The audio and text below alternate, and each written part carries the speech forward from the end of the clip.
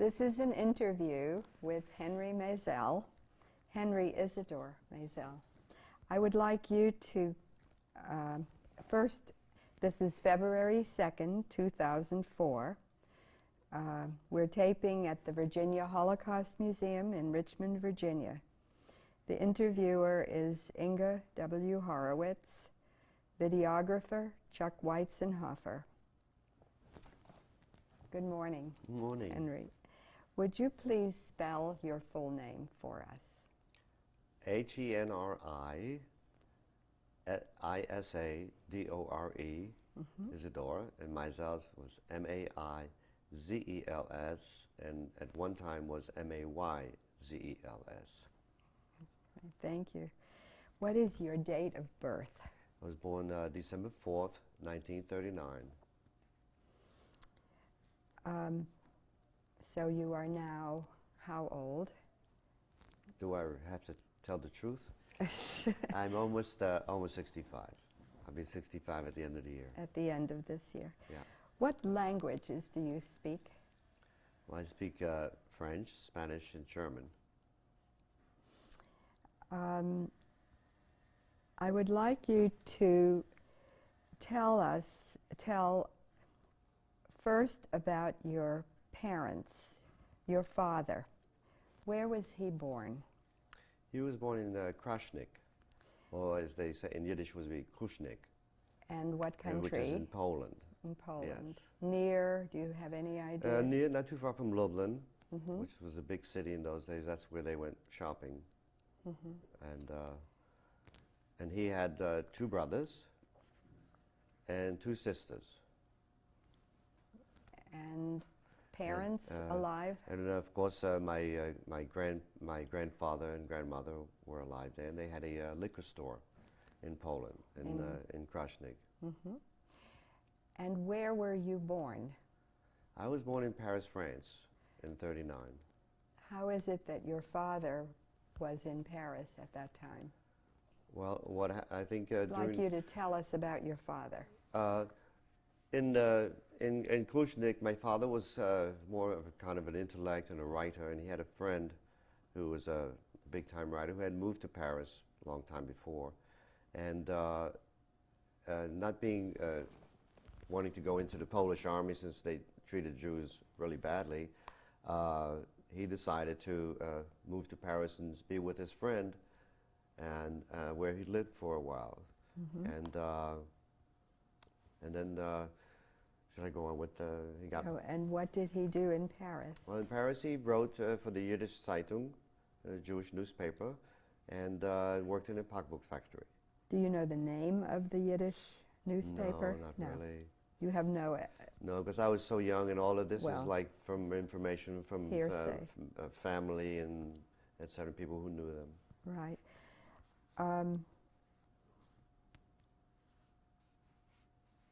Then tell me about your mother's family. She came... My mother, there's not too much. I know that my mother was, I have an aunt living here in America, and I found out that she was alive, like, I think I was either 13 or 14 or something, 1950 something.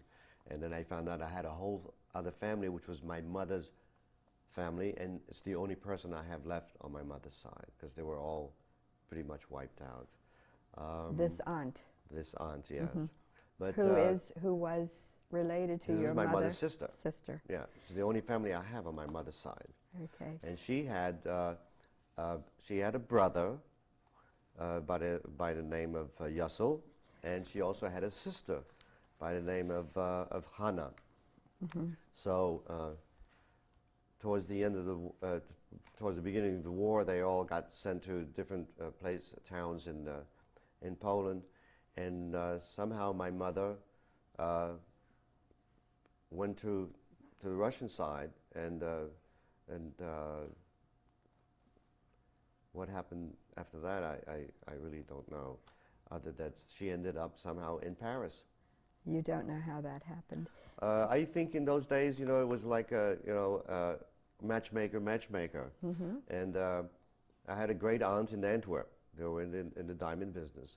Mm-hmm. And I believe that there was a shidduch made between my father, who was living in Paris at the time, and then she. So I presume that she probably was sent to Antwerp, Mm-hmm. to be with my great aunt and uncle. And there, my father went and probably met her and said, "Well, not too shabby, I think we'll get married."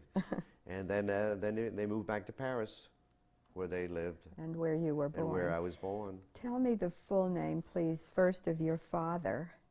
I don't think we got that. My father's name was Charles Maizels, or Nuchem Shire. Nuchem Nuchem Shai. Shire would be his Yiddish name. And your mother's name, including her maiden name. She was a Nissenbaum. Her name. No. Your mother's maiden name. My mother's maiden name was Kirchenblatt, and her name is Sarah, Sarah. or Surla, as my aunt would say, because she really doesn't remember too much about her, because she was like 15 when my mother left And Poland. her birthplace in Poland? They are from a city called You told me Pulau. Puławy. That's it. How do you right? how did you spell that? Puławy. Let's see. Really.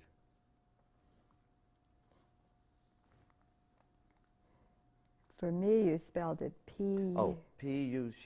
This is from my first cousin who lives in Westchester, my aunt's daughter, and she spelled it P-U-L-A-W-Y. Okay. Yeah, because my aunt here in America has 4 children, 2 boys and 2 girls.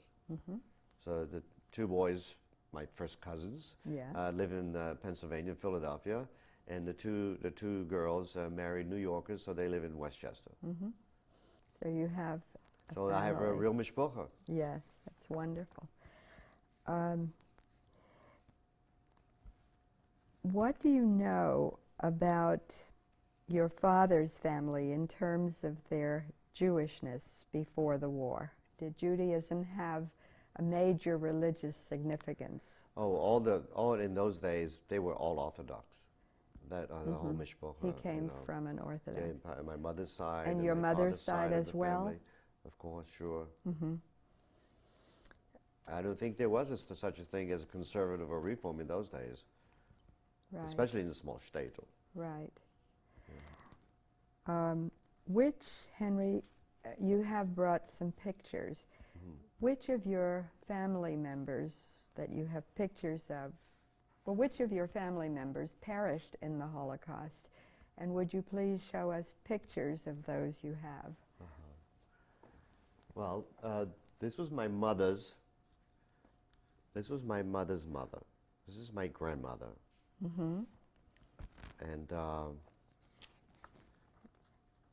name was Sirla. And she was in Nissenbaum and married, of course, Kirchenblatt. So she was Sirla Nissenbaum Kirchenblatt. Yes. Of course, I never met her. I never met any of my grandparents or distant cousins or aunts and uncles. Her husband, Kirchenblatt, they were both living at the time of the war. Oh, of course, sure. So they both were victims. Sure, of course, yeah. Yes. Yeah. Do you have pictures of any other people in your mother's family who perished in the Holocaust, No, my mother's. except your mother? No, that's the only picture I have. I know my aunt has a picture, I think, of my grandfather, but I know very little of that side of the family.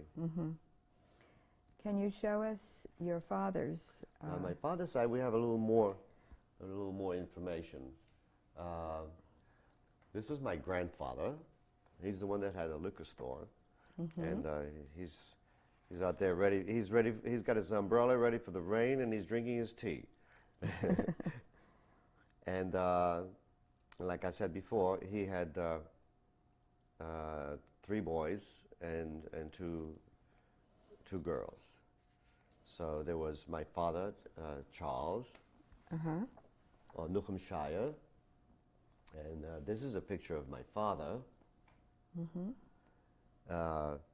Most likely before he moved to Paris.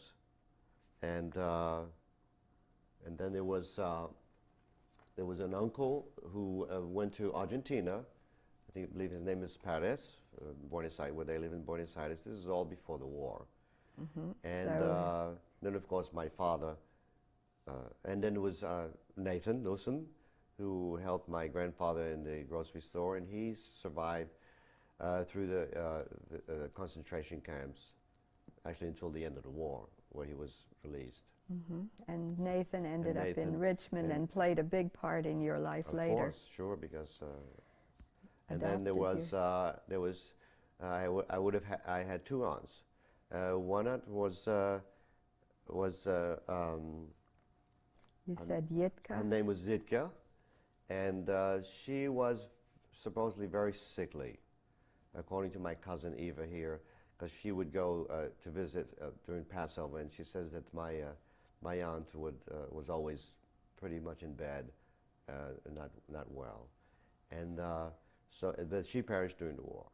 And then I had an Aunt Rose, and she left way before the war and went to Colombia, to Bogota, Colombia, where she married a Jewish person, of course, and probably someone who had lived from Poland originally.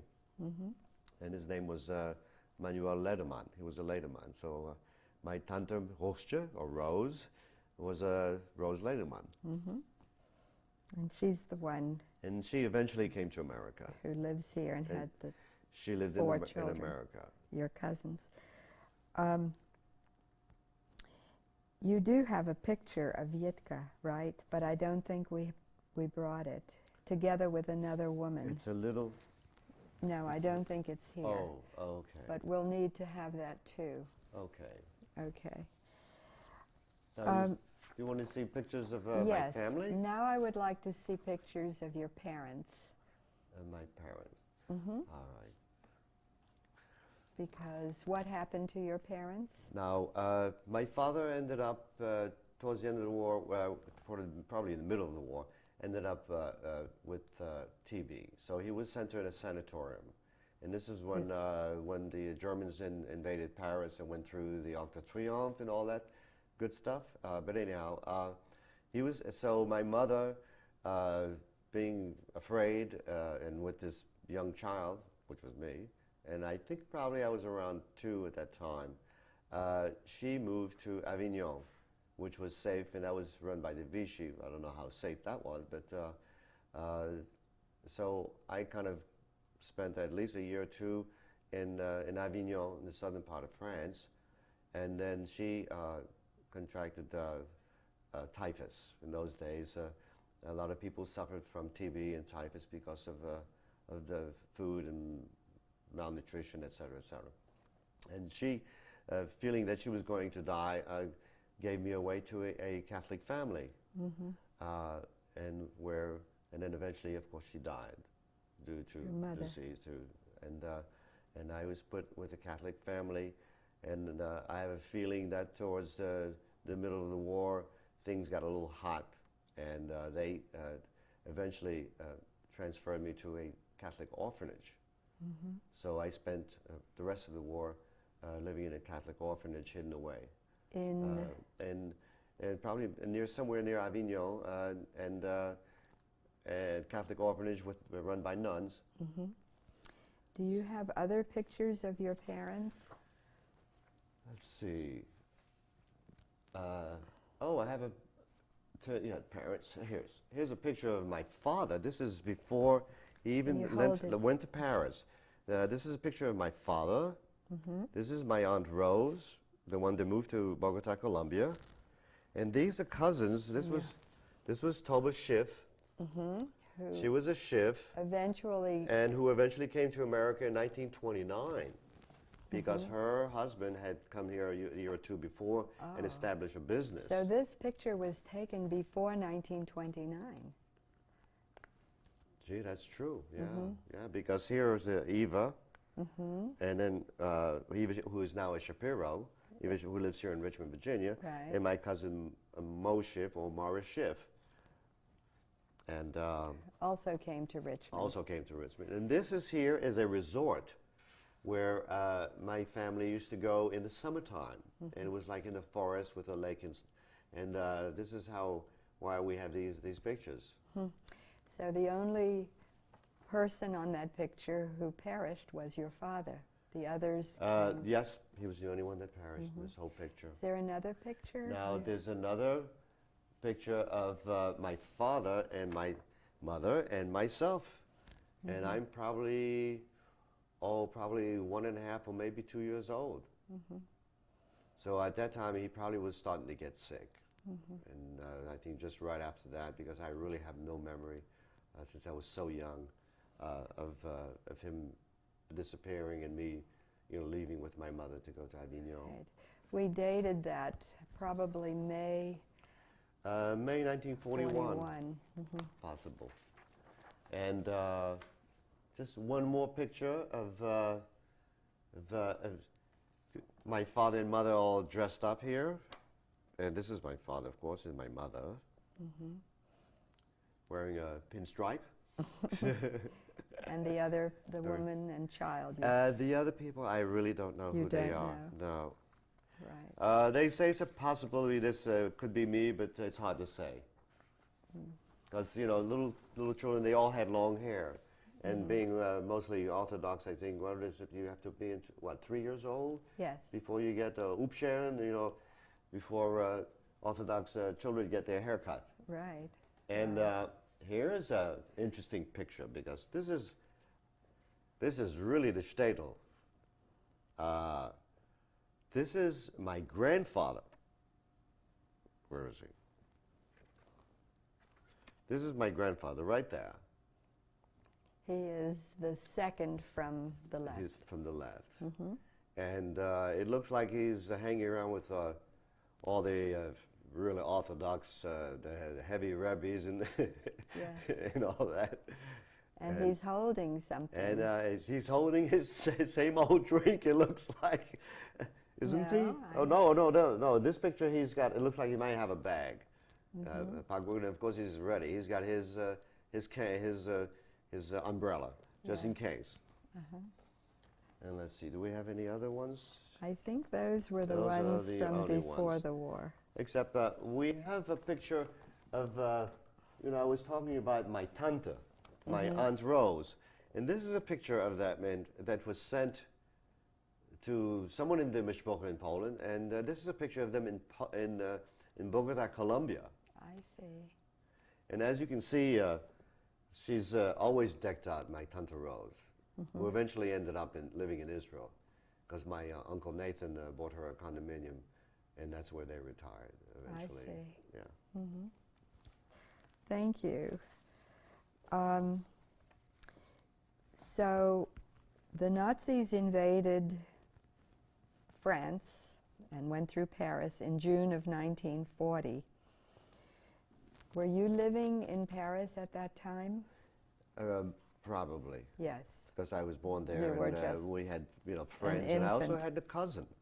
I had a cousin, and then my family, my father and mother, had a friend that lived in Paris, not too far away. It was by the name of Helen Stein. Yes. Where I think that I visited her. Eventually, I ended up. Here's a picture. This is a great picture. Yes. She looked like she was a wonderful-looking woman. This is great. And this, of course, was probably taken somewhere between 46 and 47. After the war. After the war. Because during the war, like I said, I was living in this orphanage, this Catholic orphanage. And at the end of the war, at the end of the war, my aunt and uncle survived, and this is Nathan, Miriam, and Henri Maizels. Ended up going to America because we had cousins there. And they arrived in 1946. And my tante, I had connections. My tante in Bogota, Colombia, had received some information that a son had survived. That there was a son was born to my father, Charles, and he had survived somewhere in France. So at the end of the war, they started doing research, and this organization called the OSE. How do you spell the initials? It would be OSE, Yes. and I think you know something restitution. Well, the E stands for enfant. It was a enfant. French children's Organization, and they did all the research trying to find all the Jewish children who had survived the war. And so I was found and put in a Jewish orphanage outside of Paris. They located you. You were still in the Catholic? I was still in the Catholic orphanage, Really? you know, run by the nuns, and of course they were pretty harsh on children, and if I misbehaved, not that I know what misbehaving means, but I know I was hit probably a couple of times with twigs and sticks, which is how they treated little children if they misbehaved in those days. Tell me, what incident, what is your earliest memory? What memories do you have, the earliest ones? When do your memories begin? Of course, I remember the Catholic orphanage being hit. And then Being hit. Yeah, and I remember it probably was the Jewish orphanage, because I remember going outside, and all of a sudden there was all these American tanks and these American soldiers, and they had stopped in front of the orphanage, and they were giving out candies and showing them to all the children. And that's one of my few memories. I remember somehow getting these two rocks and laying in bed under the blanket and rubbing these two rocks together. They would create a light. And I think I must have been an unknown Boy Scout in those days. But anyhow, I would create light and or little sparks from the. And of course, I was always paranoid, because before I went to sleep and in the middle of the night, I always looked under the bed, make sure there was nothing under the bed. And that stayed with me for a few years, actually. Do you know at what age you were permanently separated from your mother? Your father remained in Paris. Let's So look I at the never map. I never really saw remember my father at all. No, So your he was in father Paris was here. Yes. So you know, eventually we left and went down to Avignon, which is almost down to the Mediterranean. Yes. And it's So- funny, like about 30 years later on, I ended up living in the Mediterranean, which is really strange. But anyhow, that's another story. And from what I hear, my father was actually shipped out 4 months before the end of the war. So there was just that little bit where he could have survived, you know. Where did you hear this? How did you learn that? Probably through that organization in Paris that had all my paperwork and was trying to find, well, especially for the URO, was the United Restitution Organization, trying to find out if I could get any kind of money from the German government. So I heard it from this organization. Do you know at what age you were permanently separated then from your mother? Or what date? I probably must have been maybe 4 years old, maybe. Did she leave anything could have with been the even 5. family that you later were given? No, No. nothing. Did your rescuer know that you were a Jew? Do you know that? A Jewish baby? Yeah, of course. Yes. I must have. You know. And in the Catholic orphanage? Yeah. Because I presume my mother really didn't speak very good French, you know, having come from Poland. Right. And so they knew that, you know, some families did hide, some French families did hide some of the Jewish kids. Sure. And with me, maybe they got nervous or something happened, and they decided to put me in the Catholic orphanage, which was safe, probably the safest place to be during the war. Do you remember, or were you fed, what were your conditions in the Catholic orphanage? The only thing I can remember is that I was suffering from malnutrition, and You've probably seen some of these African pictures of Afro babies where had big bellies and really skinny. And that was kind of the way I arrived when I came to America. Mm-hmm. Yeah. Do you ever remember being sick during that time? Not really. Or records? I remember, I think I had my tonsils taken out. And if I recall right, they didn't do such a great job. Because when I ended up living in New York, I had to have my tonsils taken out again. And there was evidence that they had been. Yes, they hadn't taken it all out, or is infected, or whatever. Because I remember being in a hospital.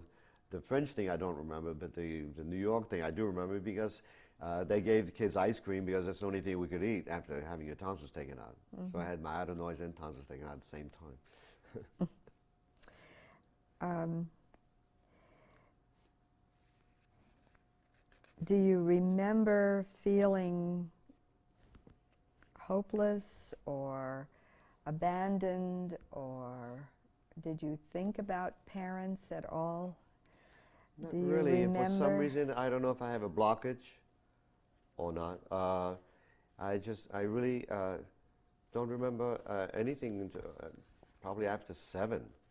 I don't know if it's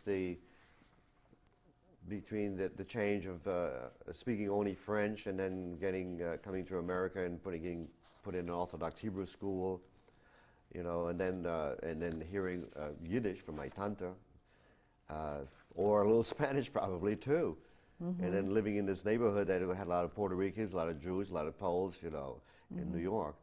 So the transition, even though I do speak French now.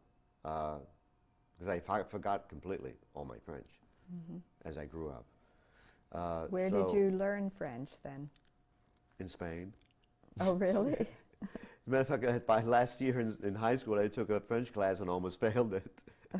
So I had a lot of French friends when I lived in Spain. So indirectly, I learned French. Which army liberated you in Avignon? Oh, American Army. That was the Oh, American for sure, Army. Yes. Yeah. And you have memories of that? Just that part where they came and gave candies to the kids, and that's about it.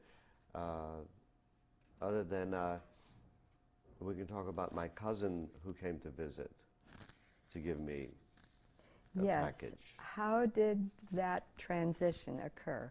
What were to America? Well, since they started, I had this cousin who was in the army during the war in Europe, probably Germany and France. And after the war, he went back to New York. He was in the American and Army. He married the American Army, and he married a distant cousin of mine. So he was not your cousin when he was in the American Army. No, he was not my cousin. Returned. He became cousin. My father's first cousin had 2 daughters, and this one daughter married him. This man.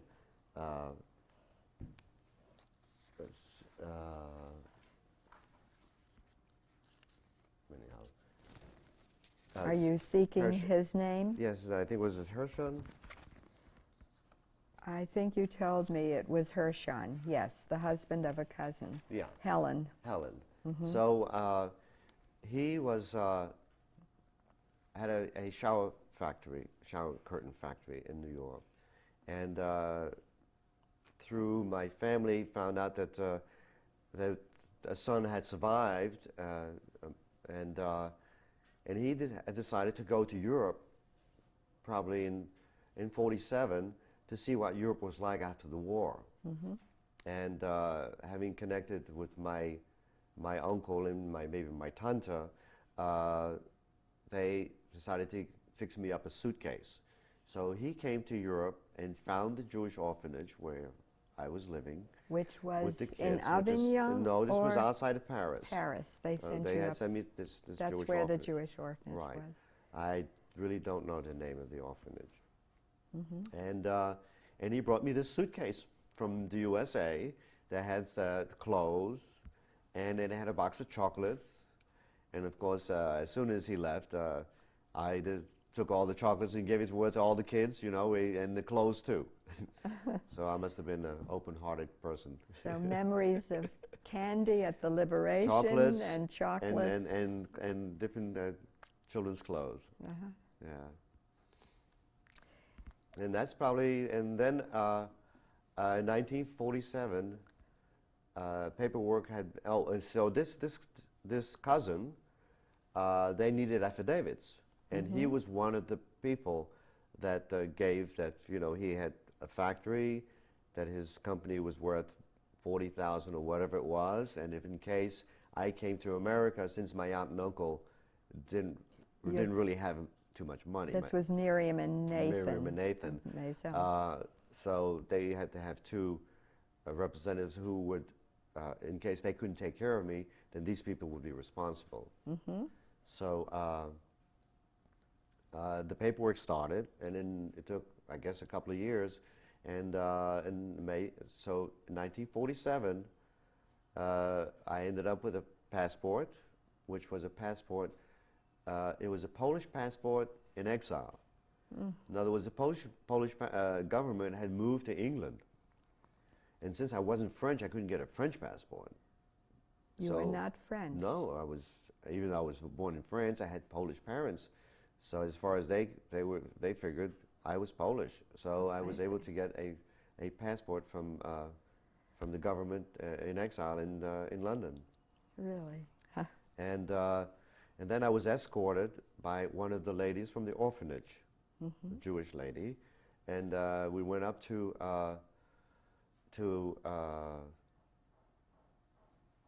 Bremerhaven in Germany. in Germany, and we took with the train, and we got on a boat called the Gripsholm, and that was my passage to America, to New York. And you told me that or we saw in documents, you arrived on the 5th of May. May 5th, 1947. 1947. And so that was not 2 years after you were found, or you don't know exactly? Well, I was probably somewhere after the war. Yes. It could have been in 46. Okay. I don't have too many memories of the boat trip, except that I remember that I was so small that when she gave me a bath, we took a bath in the sink. Really? That was my bath, was a sink on the boat. So you remember that? And then I remember arriving in New York, being met by my aunt and uncle, Nathan and Miriam. And it was a funny story because they only spoke Polish and Yiddish. I only spoke French. So for a few months, it was kind of difficult. Because I remember going through the streets, and I've been told this story many times, and I'm just crying. We were living, I don't know if in Brooklyn or Bronx, and I'm just crying. And my uncle, who I now call my father, Uncle Nathan. He takes me into a store, buys me a toy, and I'm crying. And he takes me to get an ice cream, and I'm crying. And all of a sudden, I'm walking along with this ice cream, and I see a Coca-Cola box, he says, and I sit down and I stop crying. And I'm saying, je suis fatigué, je suis fatigué. And he had no idea what the hell was going on. And he said, the poor kid's tired. That's his problem. And he just walked me to death. I mean, here's this weak kid, suffering from malnutrition, and then we're walking, and I'm just fatigué. I'm tired. And he didn't understand. He had no idea what I was saying. Oh my! So your adjustment was not easy here. No. Plus, I remember staying with this family in the Bronx, and not with your aunt and uncle. Well, they were there, but they were working. But the kids were going to school. They took me along, and I was so freaked out. I grabbed hold of the bars and the walls, and I just would not let anybody take me into this place. Into the school. I was so paranoid of schools. I guess which was a leftover from the orphanage. So when you arrived in May of 1947, you were 7 years, six and a half years old. I was 7. You were 7. I was 7, yeah. You were 7 years old. And you had to go to school. Right. So what happened? Eventually, Nathan and Miriam had a family here in Richmond, Virginia, and they had a grocery store. And so I think probably maybe after half a year or a year, they were working in New York. We had a cousin called Maurice Rentner. So my uncle Nathan worked for Maurice Rentner doing dresses and fashions, whatever. And Miriam worked for a different company, but she was very fast. She was good at sewing. She was great. And eventually they found out about this cousin who had this business, so they eventually moved to Richmond. While they moved to Richmond, they put me in a Orthodox school, Yeshiva Torah Vodaas in Brooklyn, in Williamsburg. A residential school? A residential school where I stayed. And of course here, I'm speaking French, I'm bombarded by English, and probably 80% Hebrew and Yiddish. So I have no idea where I am, what's going on. And so after, I think about 6 months, they saw that this was too much for me. And my aunt and uncle from Bogota, Colombia had moved to America. I see. And they were living in Manhattan at the time, 100 Central Park West, right in the side streets. And it's funny, I just read a book of this, the same thing. They moved to 103rd Street, and they were all Poles and Puerto Ricans and stuff. And I said, oh, what a memory. And just all this stuff was coming back, you know. But I lived with my Aunt Rose and Uncle Mendel, and they put me in a more conservative Hebrew school. I see. They took you out of the They took me out of the Orthodox residential school. Yeah. So that was a little easier for me. And I was able to come home every day. Yes. And it was somewhere around the 104th or 105th Street, somewhere in Manhattan. In the Jewish school, but Jewish not school, Orthodox. Yes. And now I'm surrounded by Polish, Yiddish, and Spanish. So I'm really confused. How I turned out the way I am, I have no idea. But anywho, eventually my Uncle Nathan and Miriam, or my parents as they call them, my folks, became established, and they sent for me to move to Richmond. So at that time, How I guess old were you I must then? have been around 8, somewhere around 8. And I remember we lived, I moved to Richmond. They lived on Idlewood Avenue, right across from Bird Park. At that time, there was no highway. It was like very residential. And we had cousins living downstairs. We had Eva Shapiro and Herbie Shapiro living downstairs. The We had the Schiffs, you know, and it's funny because the Shapiros and the Schiffs were cousins. These were 2 first cousins that got married. So there was really close mishpacha. And then somebody moved out from the top floor, so we lived on the top floor. And I remember taking the trolley car to going to school. For some reason, I was a very bad eater because they always left me to go to the store. They left me alone, and I would try to like hide and get rid of my food. So I really was an I was issue. a problem kid. Food was an issue. Were you left with any medical problems from your early deprivation? Maybe just stomach problems. So indigestion, heartburn. I remember they took me from doctor to doctor, you know, when I was 18, 19. And even in the Army, I had a repercussion. So just very quickly, and then we'll get to some other questions. Tell us, in Richmond, do you remember what schools you attended and Yeah, your my life first here? school, which is now a restaurant bar, was Stonewall Jackson, the famous On Main Street. Civil War Confederate soldier. And then? And then my folks got a different store, and we ended up living on Churchill for 1 year. So I went to Bellevue for my 5th and 6th grade. They had grocery stores? They always had grocery stores. I see. And that's where I took my first musical test, and they found out that I was kind of gifted. Oh, how wonderful. Since had a high grade in the music department, so I ended up playing in the band. At Bellevue. My last year at Bellevue. Ended up actually playing trombone, which is very strange because I couldn't even reach 7th position as small as I was, you know. But eventually for my bar mitzvah, my folks got me a saxophone. Then I was really in 7th heaven. And where were you bar mitzvah? I was a bar mitzvah at Beth Israel, right here in Richmond, Virginia. Yeah. Located elsewhere. Yes, and I had 2 teachers. I was a little slow in learning. So they sent me to New York to study my Haftorah, and then over here I had a teacher to learn my Haftorah. But I did great. Good. And then you said you went to... Oh, and then junior high school, then I went to East End Junior High School for probably 1 semester, which was also in Churchill. And then I ended up at Brentford Junior High for 2 years, where I was in the band, with the school there.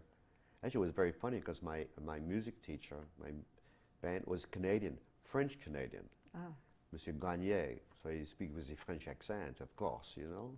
So that was pretty interesting. But by that time, I had forgotten all my French. And then high school? In high school, my parents had a store on Adams and Lee, which was a black neighborhood. And we lived upstairs. We always lived upstairs from the store. And they worked 7 days a week, from 5 in the morning until 11 o'clock at night. And I had a chance to go to this. There were 2 rival schools. One was John Marshall, which was downtown. And I had some of my friends went there. But most of my friends went to Thomas Jefferson High School, which was in the West End, but you need to live in the West End to go to this high school. So as far as the school was concerned, my address was my cousin Eva Shapiro and Herbie Shapiro's address, which was the West End on Patterson Avenue. And so I ended up going to Thomas Jefferson High School. And I was in the cadet corps, you know, wanting to play in the band, and if you wanted to be in the band, the school had a cadet corps. And so I ended up being a cadet for 4 years, playing saxophone. Saxophone. And in the Jewish community, did you affiliate? I was always with AZA. And see, and since all my friends were West End kids, and they were AZA, so I always left the store. I always got in, either I rode a bike or I got on the bus, you know, from the black neighborhood and went out to the West End and hung out with my friends, my Jewish friends. You know, and we went to AZA. We had meetings and we did, you know, charitable work. We had a sports thing. We had a dating party thing. And I ended up being treasurer for like 4 years in a row. That was an But that was a good experience. You know, we'd go to conventions in Washington or in Norfolk. It was a great Jewish experience. This might be a time, you also then, Nathan and Miriam Maisel had a child. Yes, so I have a brother. Let's look at these pictures of your growing up, this period that you were telling us about. Let me see. Oh, here's a picture that we forgot to show. Well, This is a great picture. This is my aunt and uncle, Nathan and Miriam, and this is what I looked like when I arrived in Manhattan.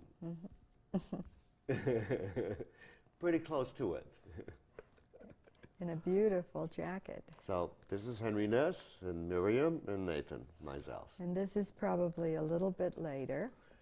Yes, this is a little bit later. This is when I moved with my aunt and uncle in near Central Park West, when I went to that more conservative Aunt Rose. Aunt Rose. So this is my Uncle Mendel, who was a great person. I don't know what happened. He just died. I mean, he died, you know, I presume when I was living in Richmond, Virginia, but not being so young, I wasn't able to know all the things of the family, or keep track of the family. But no, before with that, then being in the cadet corps, here was my junior prom. And I was really gung-ho, because at the time, our cadet corps was almost as bad as West Point. That's how gung-ho they were. or we were. So in a way, it was funny because when I got into the Army, I really thought it was the Boy Scouts. I said, boy, these people, they're really... Really? I mean, you know, we had spit-shine shoes and military creases, and the brass was like, had to shine. And when I got into the Army, these guys didn't know their left from the right. It was very, very strange. Here's a picture. This is my brother Max, or actually, in reality, he's my first cousin. But we call ourselves brother. And this is their 25th anniversary.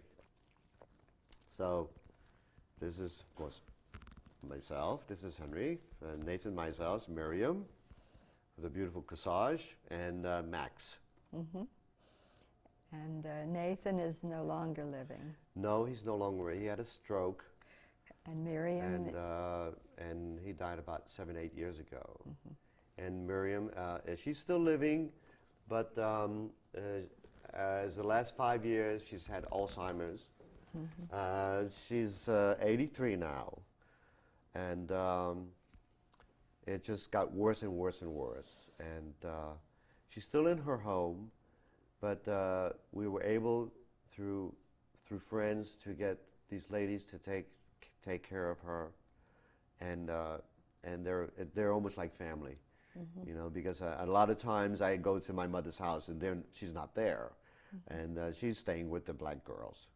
You know, she's with them, and really? They hug and they kiss and, you know, mm-hmm. and stuff. But she's still at home. She doesn't remember who we are, and she's reverted to speaking Polish now. Oh. And since we really, Max and I, do not know how to speak Polish. And so when I go over there, I said, "Du darfst reden ein bisschen Jiddisch. Kannst reden ein bisschen Jiddisch? Ich kann dich verstehen." And I tried to get Yiddish out of her, which is pretty strange because, you know, she grew up in a very Jewish family. Mm-hmm. You would have thought Jewish would have been her main thing, but she was a wild lady, Miriam. She hung out with a lot of the Polish girls, and she rode horses. You know, they had a big farm outside of Krochnik. And she ice skated. Jewish girls didn't do things like that mm-hmm. in those days. So she's reverted to Polish, and as a matter of fact, I have a cousin that came up, they grew up with her, came up from Florida on the way to New York to try to see if he could speak and communicate with her, but she just drops her words, and there is no, and it's really a shame. She doesn't remember, she really doesn't recognize us or my brother. Once in a while you'll get this, and that's it, you know. But at least, you know, my brother has 3 kids, and at least they have a grandmother. Yes. You know, I never had a grandmother. Right. Or a grandfather. And it's such a shame that my Uncle Nathan died before, you know, he had a chance to see grandchildren. These children. Yeah. Henri, do you tell others, and when did you begin telling about your experience in the Holocaust, your early life? I tell some people. I don't really amplify or really get into it because, you know, I never was in a concentration camp. And my memories are not that great because of the change of languages. And I was just a small kid, and I was in an orphanage. Mm-hmm. So in a way, I really had it made as a survivor. You know. Even though I was suffering from malnutrition and might have been treated badly in the Catholic orphanage, have you ever I had it pretty good. Have you ever been back to try to find these places? I tried, actually. I did go when I lived in New York. Lived in New York for about 6 years. And I did go to a psychiatrist and spend about 6 months, once a week, trying to delve back into my past, you know, my memories, and I was never able to really experience anything. Did you ever go back other than the present to France, to these places where you were, to Avignon, no, to Paris, to try to find? I've been to Paris a few times, and I visited this family, Helen Stein. And I didn't really. I think there might be a cemetery there, but I really didn't go. You don't Do know any where research or your anything. And it's a shame I parents- waited so late because most of them they're gone. All those Your- memories are gone. My uncles died with all the memories. My aunt doesn't remember anything. She can't speak. So there's Your mother died a natural death in Avignon, right? Of typhus. Yes. You don't know where she's buried. No. No. She might be buried in Avignon. It's hard to say. Your father was deported. Is that right? Yeah. He was deported 4 months before because in those days the Germans wanted to clean up all memory or whatever, and I think whoever was Jewish was just shipped out. Or So wiped you out have right no then and idea there. where. So I have no idea if ended. he died on the train, if he was sent to a concentration camp and died there. Because having TB, being as sickly as he was, he probably couldn't survive any kind of transportation. Right. What is your identification with Judaism today? How do you feel about your Judaism? Of course, I'm a holiday person. I love all the holidays, and of course, and my brother's Orthodox with the kids, so I always go. Whenever there's a holiday, I definitely try to go, and this way I have a chance to see all the 3 kids that my brother has. Right. He has 2 girls and a boy. There's actually the little boy who's now 7 is named Nussen or Nathan after Uncle Nathan. I see. Yeah. Were you ever married? No, never married. Had some wonderful romances when I lived in Spain, which we could talk about. Yes, we didn't get past didn't get the past army, that, right. and we may yet. What one lesson do you think we should learn from remembering the Holocaust? When you think, Well, I think that anyone that has family that survived the Holocaust, they really should sit down with them and talk to them and because they're all gone. They're all dying, And unless we get those memories now, we won't know what happened. right. And that's kind of happened to me, in a way. How do you explain, or how should we explain to children what happened? How do you explain to children? Your nieces and nephews are probably not old enough yet. No. When the time comes, what will you say? Well, I'll say it was a lot of wonderful people, doesn't matter if they were Jewish or not Jewish, or if they were black or white or whatever, got wiped out. Children got wiped out for no reason at all, just because they had a different religion. Gypsies were wiped out, gays were wiped out, Jews were wiped out, even Catholics were wiped out. Right. So where are we? If we don't remember and try to improve this world that we live in, which I don't know if it's getting any better or not. It seems to be getting worse, actually. Do you see dangers in America? I see it all over the world.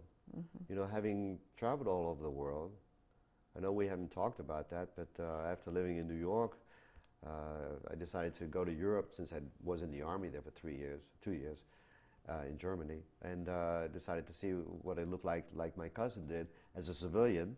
So of course I you did served 2 years in 2 the years. U.S. Army. No, 3 years. 1 year in the States, and then 2 years in Germany. Was this immediately after high school?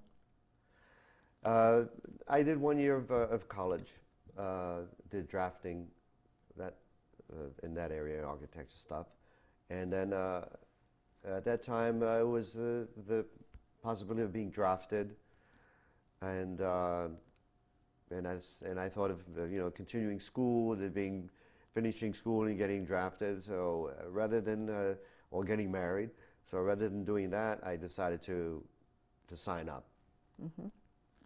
So this way, at least I could sign up for a school, and they sent me to an electrical school, which was in Missouri, not far from St. Louis. And eventually I became assistant instructor there. But after 1 year, they sent me to Germany. And in Germany, they didn't utilize electrical people, plumbing people. They used the locals. So I ended up working in an office. So here was like all this money that was wasted on me and all this training that the government paid. And I ended up working in an office. And after 1 year, I figured if I'm in the Army, I'm going to be there to learn. And after 1 year, there was nothing for me to learn anymore. So the band came around for retirement of a general, and I said, how do you get into the band? And they said, come and audition. I ended up going down to Stuttgart, Germany, to 7th Army headquarters, and auditioning for the band. And I kind of, not having played saxophone in a long time, just kind of barely made it.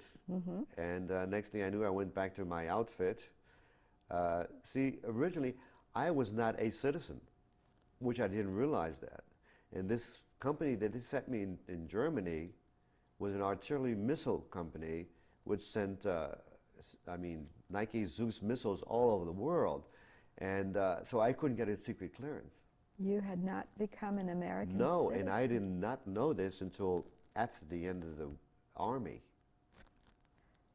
So having, arrived here, going to school, my folks were citizens, going to junior high, high school, I was not officially a citizen. And I didn't know that. Supposedly in the early 50s, anyone that joined the Army, if it were German, French, or whatever, after the end of the Army, automatically became a citizen. I would think. For some reason, in the 60s, it changed. I don't know why or how. So when I was so the last year I spent in Stuttgart, Germany, in the Army. And we traveled all over playing, for carnivals, for Fasching, for Weinfest, Beer Fest, and it was just wonderful. I got to see quite a bit of Germany.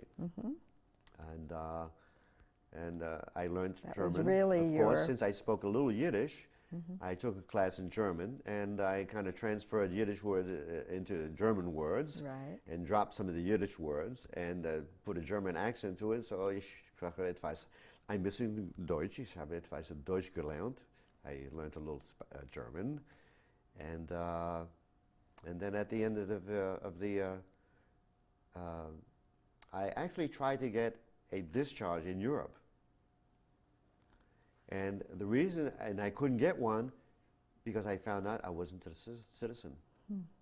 So I had to go back to the States and get discharged at Fort Dix, New Jersey. And then I ended up living in New York and working I became a hairstylist.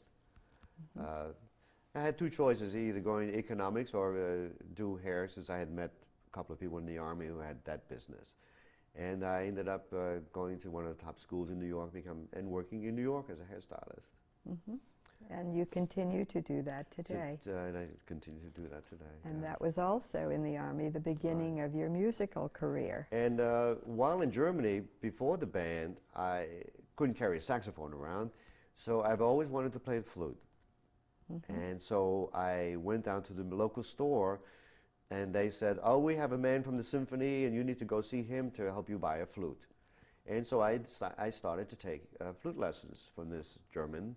He went down to the store and bought a flute for me, tried it out, and got the best flute. And I studied a little bit with him. And it was so funny because my German was kind of ho-hum at that time. And he kept on saying, U-bang, macht der Meister. And I'm thinking, what in the world is this guy saying? And he says, U-bang, practice makes the master. And it's true with anything, This is one lesson I kind of learned. And then I of course, played in the band. In the band, I played saxophone. So I continued when I got back to the States. I had this flute, so I continued to practice. And I worked in New York for about 5 years. And going back, I decided to go to Europe and take a vacation. And I went to Copenhagen, and I ran into this American in the train station who told me about this small island in Spain called Ibiza, the Balearic Islands, Ibiza, Spain. And he says, well, you look like an artist. And I said, well, kind of. And he said, well, you'd love it because a lot of artists and sculptors and writers live there, and they're Americans and they're Canadians, and et cetera, living there. So I went through a couple of other Scandinavian countries and down to Belgium. Went to see my great aunt. I had a great aunt there, because that's, remember the story where that's where my father went to meet And his she future survived. wife. They survived. They were living in Antwerp and jewelry The diamond business yes. people. And their kids were in that business, and I think eventually they moved to Israel. But and from there I went to Paris, visited my cousin in Paris, and after that it started snowing, and I thought, well, gee, Spain. So and I ran into somebody who was going to the same island. So I went down and took the train down past Perpignan, got into Barcelona, and the sun was shining, and it was warmer, and the people were wonderful, and then I spent 3 days and got on a boat, overnight boat to this island, to Ibiza. As soon as I got there, I fell in love with the island. In the Mediterranean. In the Mediterranean. How long did you? It has you... a history of 2,000 years old. They had the Phoenicians, the Carthaginians were there, the Romans, the Moors. And after 1 month, I had a small accident. I said, well, the best thing for me is sunshine, swimming, and I had studied yoga. So I did a lot of yoga exercises and meditation. And next thing I knew, it was 14 years later. You lived there 14 years. I lived there 14 years, and I eventually opened up a salon and did music on the side. And then you returned to Richmond. When did you come to Richmond? 1980. Well, actually, I had a chance to study at this ashram, and this one of the most famous doctors and probably yoga professors in the world in San Francisco. So I got invited to go there, and I figured this was quite an invitation, and I'd never been to California. So I spent 3 months there, and I said, well, you know, America's not too bad. So I went back to Spain, closed my apartment down, and shipped all my stuff back to the States. And I came back officially in 1980, and I've been here ever since. At first I lived with my brother, with Max, my first cousin, and for about 10 years. And then he got married, and then He's a professional. He's a doctor. Right. And then, of course, I had to move out, so I had to find a house myself. And so I've been living in this house of mine for about 13 years. Henry... And since then, my brother has had 3 kids. Right. 11, now they're 11, 9, and 7. I think you feel like they're a little bit your children, This is too. my mishpocha, yes, of course. Do you have any last memory or that you would like to share? A general summary of any kind, or would you rather play for us? Make music. Oh, I could play, yeah, let's do that. That's a good way to end it. That's a good way to end. I think okay. So. But I give you a chance if there's anything further. Do we do a pause and redo it, or do I just No. go over? Or that's right. You can. Oh, your flute is over there. You can edit. Okay. I'll be right back. Bring the whole thing over. I think I'm going to do Exodus. Okay. A little bit. Good. You need the music? No, but for that I don't need it. Okay. It's beautiful. And everybody says, "Oh my God, you got a gold flute." I said, "Well, it's half gold." Is this the flute? It's not like Jean-Pierre Rompal or Jean-Pierre or James Galway, who has a 11-carat solid flute, gold flute. No, this is not one of those. Is this the one that the German man helped you buy in New York? No, that, which is really a shame. I came back to New York in 1970 for a little visit from Spain, from Ibiza. And we went downtown shopping, and I had my flute, left it in the car. And we went shopping. We came out, the car was locked, the flute was gone, my friend's guitar was gone, Oh. and clothes that we had just bought was gone. So I had to go look for another flute. Actually, I bought this flute in Spain, but it's made in America. I bought it from someone.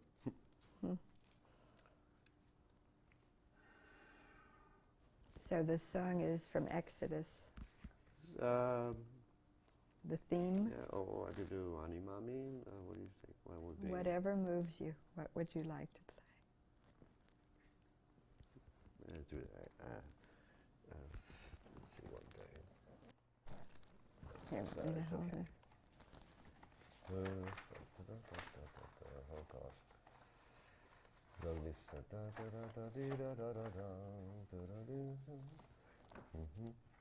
Oh, that's a good one. You want me to hold it up? Should we do that one? Mm-hmm.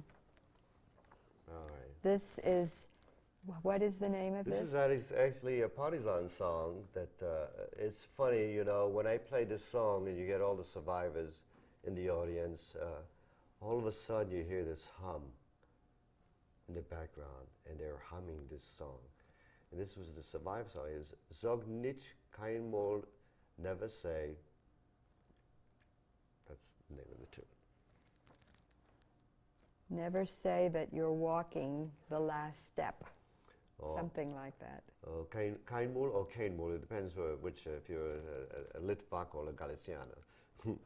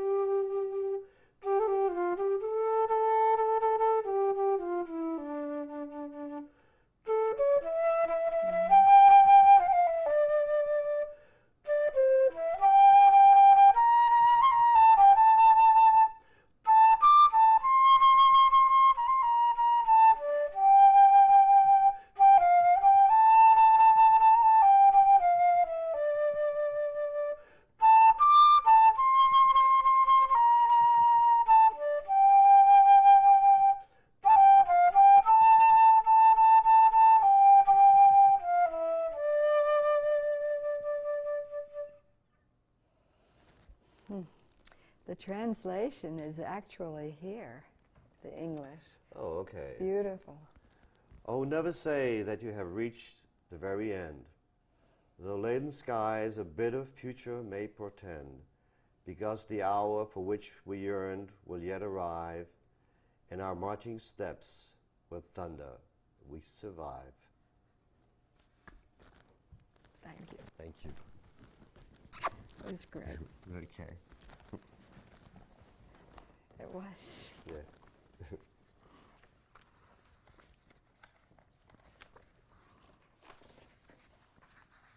I think we covered the waterfront. Did we leave anything out? Of course, something.